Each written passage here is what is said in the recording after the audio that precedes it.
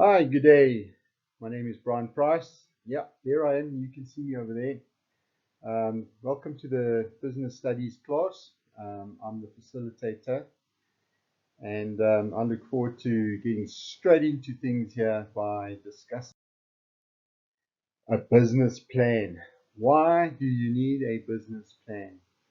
Well, first of all, it's going to give you some form of direction. It's going to help you get a loan. It's going to help investors part with their money and put money into your ideas. It's going to show that you are driven by passion, and it's also a bit of a reality check.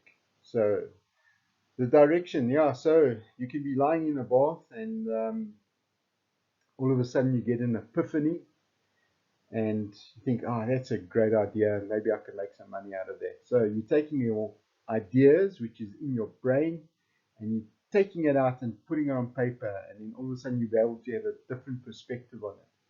You must just remember that every single idea of yours may not always be successful, and you need to be honest with yourself when you are doing a business plan, because some people are just absolutely driven by passion, by, oh, this is my idea and this is going to make me money. But when you put that down on paper and all of a sudden you start understanding what it's about, sometimes it's just not a viable idea. Um, Driven by passion, yes, by all means. It's great to have an idea, great to be creative, what have you, but not every single one of them are going to work. By putting it into a business plan, you'll start seeing that it's just going to be not a viable proposition or what have you.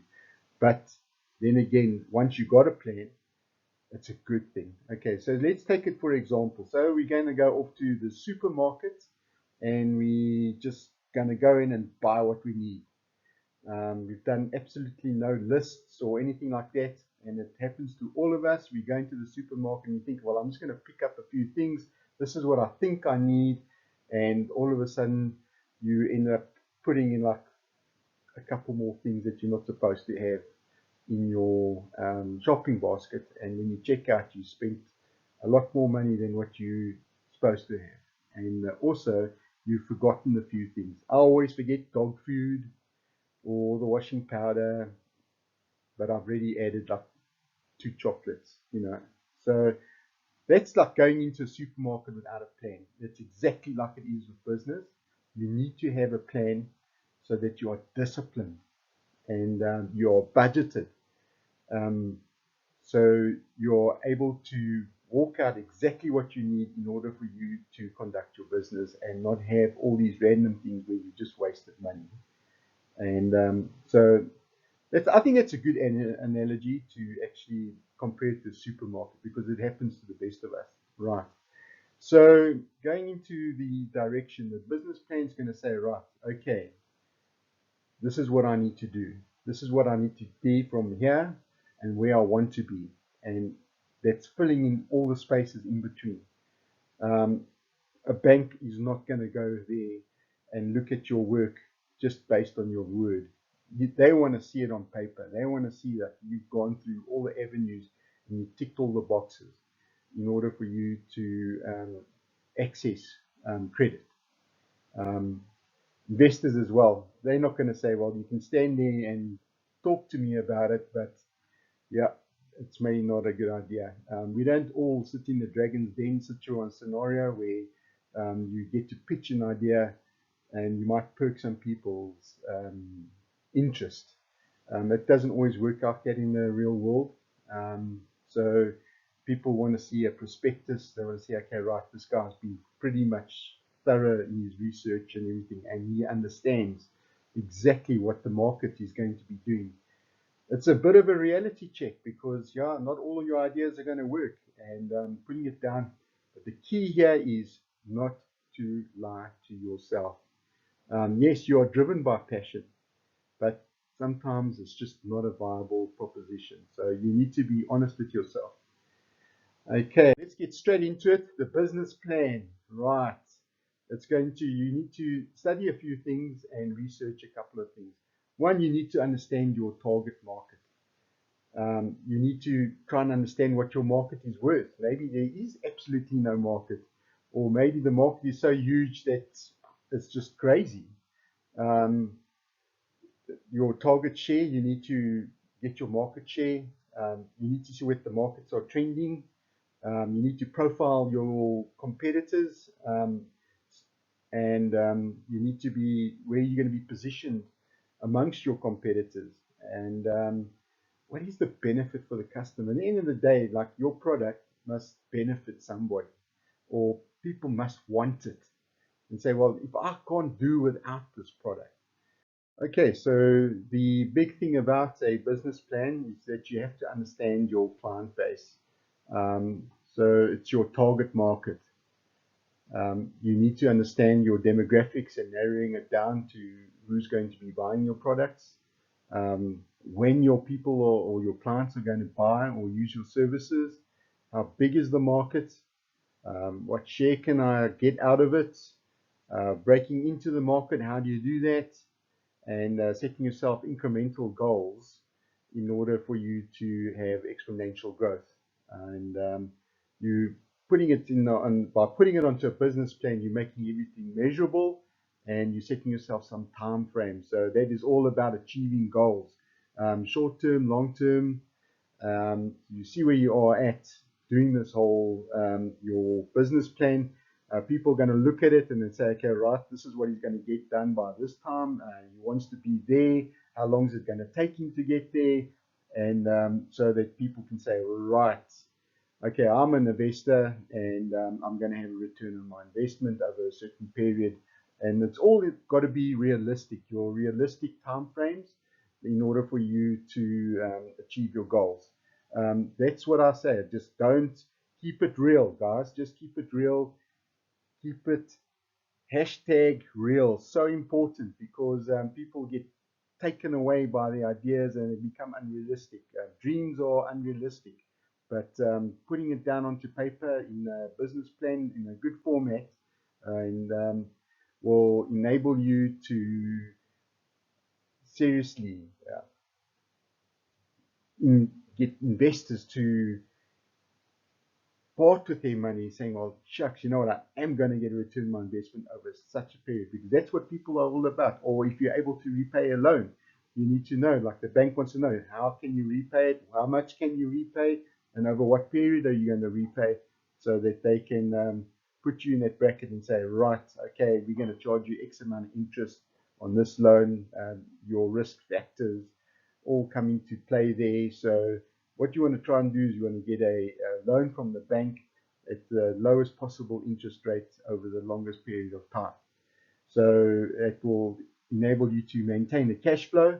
So they want to look at your cash flow projections, and but you need to get started. You need to start off with by understanding your customer base.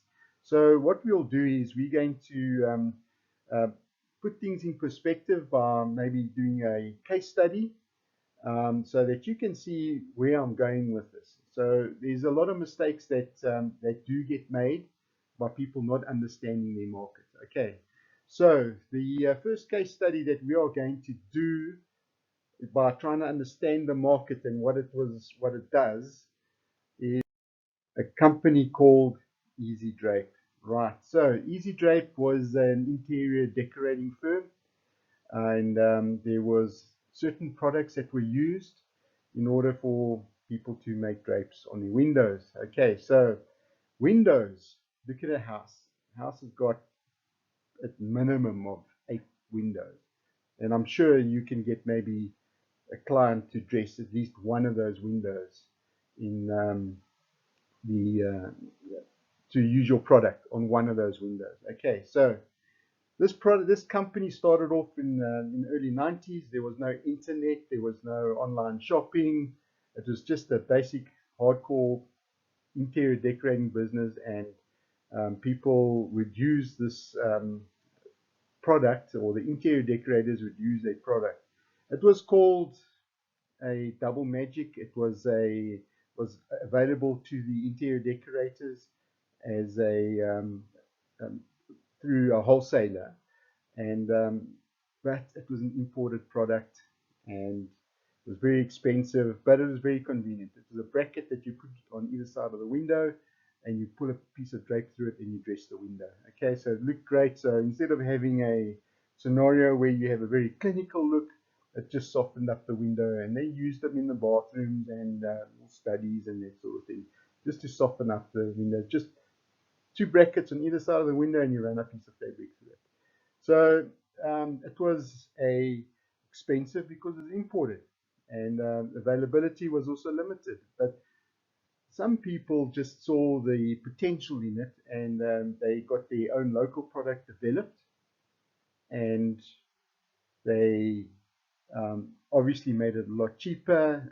They made sure there was no copyright infringements or patent infringements, and they were managed to a small interior decorator shop in Half Bay in Cape Town managed to take this product, and they wanted to patent the product and patent the brand, the trademark, called Easy Drape. And the interior decorator loved using this product, but not everybody. It wasn't for everybody. And if you sort of lost interest, she got going with upholstery and all sorts of things, and she was expanding her business. But in the meantime, she had made up like 500 sets of these brackets, and they got entangled. There was no packaging, there was no marketing, but she was going to use it for herself. And then these interior decorating shops have got all these sample books.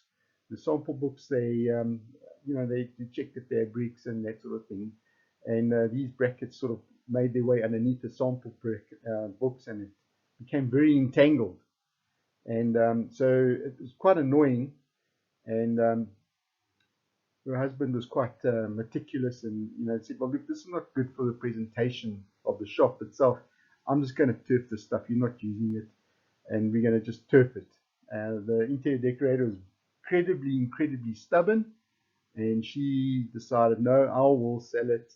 And she made a plan. So she went to the craft market at Half Bay on a Sunday, and what she did was she picked out all these brackets on top of the trestles and table, and she clamped two brackets at the end of the table, and she ran a fabric through it, and then she, like a typical craft market person, just sat back in a chair underneath the umbrella, and people would like walk past, and he was not making any sales. And so obviously people didn't know what it was. And she eventually, one client sort of walked up to the table and said, "What are you selling here?" And she said, "No, I'm selling these brackets. I've got these brackets that you do this drape with." And then the client said, "Well, can you show me how to do that?" And so she willingly just got up, pulled out the fabric, and started to do a drape. And she was demonstrating how to put a drape through the bracket. And all of a sudden, an absolute miracle occurred. She had a captive audience. Everybody was so interested watching her do this bracket. And that changed the life of that person. The interior decorating shop was no longer needed because she landed on this product that she could sell at a very affordable rate. And people were just buying the brackets left, right, and center. It was so easy to do, but the key there was she did a demonstration, and it caused to fill up the aisles just with the captive audience. And she started selling these brackets left, right, and center. She sold out within a couple of weeks. She was brackets rolled out, and she had to make some more. And all of a sudden, that was a very, very healthy cash flow, but it was very, very informal. Very, very informal, going to markets, trading. But at the same time, she was capitalizing on an advertisement going around for one of these home products where they were doing something similar, but it was like a package deal. And the thing is, it was getting exposed on TV, and people were relating to her product to the product that was going on TV. And they say, "Oh, that's it, stuff we want because it's so easy to do." And she was capitalizing. Next thing you know, this business just took off from nothing. absolutely nothing, from just somebody that wants to use this idea, and it took off. So the whole idea about this whole thing was she managed to go around to all the craft markets, and then she started to do shows. She started to do more formalized type of trading, and until at agricultural shows, range shows, that sort of thing. And she was selling brackets all along. She kept on doing demonstrations, and she managed to do keep a captive audience, and people just buying cash in the pocket, right? So then she got invited by the Department of Trade and Industry to take her product overseas to Australia. And while she was at Australia, she did it particularly exactly the same way she did in South Africa, but the product didn't sell because she thought, well, if it's 60 Rand a pair here, it's going to be like $4 in Australia. And she did set up a table in a booth, and she didn't make sales. And then one of her friends, or someone that was mentoring her while she was in Australia, came up with a plan and said, you know what, your product's too cheap. And with the exchange rate, it was too cheap. So she started to put a price up on the product, and went from $15 to $20 to $25, $30. While she was taking the price up, she started making sales, because all of a sudden the Australians don't like cheap stuff. So she capitalized on the rand exchange rate, and also made it very affordable price for all Australians. And while she was there, one of these huge companies came in, it was called Spotlight. Spotlight was similar to Game. They also sold fabric and stuff like that. They had 80 stores countrywide. And the main buyer came to the table and said, we'd like to have your product in our shops, but can you explain what your point of sale will look like, and your merchandising, packaging, all that sort of thing, how are you going to do it as your point of sale, and to get the product on the market. She was just having these loose things that she was putting in a piece of plastic. At the end of the day, just giving it off to the client, because she's giving the end user. But now she's looking at a wholesaler coming to her and saying, well, listen, I want to see a point of sale on this thing. So she took the point of sale. Her husband flew back immediately to Johannesburg and Cape Town, and started to put something together. And they had like a merchandising stand, and he put some packaging together. And so instead of selling pairs of stuff, she's now going to sell a whole stand full of easy drapes. So her husband, while she was in Australia, her husband went to some shops in Sir Lowry Road in Cape Town, and presented this merchandising stand with packaging and all of that. And next thing you know, the shop just said, yeah, just bring me one of those. So he sold nearly 40 brackets, 40 pairs of brackets in one shot. In the end of the day, from that whole idea of formalizing the business, taking initiative, listening to what your clients are doing, they started selling to 250 shops countrywide in South Africa. There was no need to go back to Australia, because things just took off in South Africa. And that is the success of the business. It went from very informal to very formal wholesaling, also maintaining some of those demonstrations as in-store promotions, just to keep the awareness going. But unfortunately, you've got to look at your competitors, right? So where are you going to be placed in competitors? So people like Game and Macro, those places, they are looking at the stuff, and they're saying, well, we'll put it in our shops. So all of a sudden, they were up against a very big company marketing almost similar products. And eventually it started to fizzle out, and obviously the market trend had changed. So eventually the business, after 20 years, closed down, because it was just wasn't working, in the sense of competing with your competitors at such low prices, very cheap imports from China or what have you. So, but they reinvented themselves. So what they decided to do is, well, 20 years later, we've got internet, we've got social media, we've got all the platforms, websites to work from and do online sales. That change the things. So you use things like YouTube to go and do your demonstrations as to with your products. People looking to do some drapes, they started to put things together in terms of advertising on Facebook and carrying on. Those brackets started to sell again because one, they didn't need an outlet. They just did everything on the internet. So that was how you reinvent yourself. So that is a case study done by Easy Drape, and they incredibly proud to have to achieve that measure of success, and they're still going at the moment. So we're incredibly proud to know these people, and well done to them. They've taken all the initiatives. They've learned as they've gone on. They've listened to their clients, and they started to establish the market share.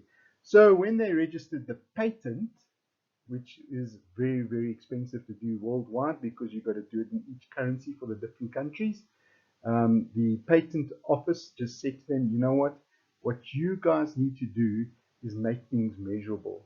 In 2 years, you need to establish market share. All right, so the patent or the brand did not matter at that time because everybody knew they were just Easy Drapes, and they established market share by going into all the shops, doing all the shows. So they didn't have to pay all that money for the patent. The patent says that, or trademark says, you got 2 years to grab as much market share as possible.